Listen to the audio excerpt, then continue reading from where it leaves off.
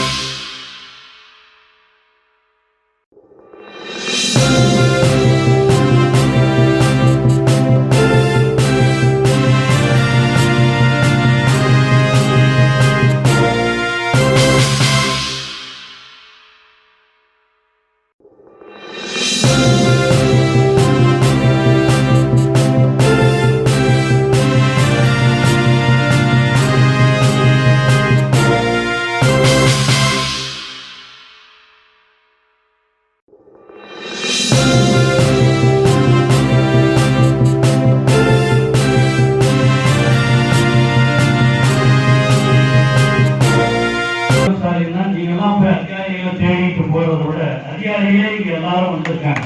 அதுதான் மருத்துவ சோதனையோ பண்றாங்க. இதெல்லாம் இங்க செஞ்சு உங்களுக்கு உடனடியாக நடவடிக்கை எடுக்க வேண்டும் என்று தமிழக முதலமைச்சர் தலைவர் மு.க. ஸ்டாலின் அவர்கள் அதிகாரிகளுக்கெல்லாம் ஆணையிட்டிருக்கிறார். அந்த அடிப்படையில் தான் குறிப்பா நீங்க அதிகமாக கேட்கறது இந்த 1000 ரூபாய் உரிமைத்தொகை.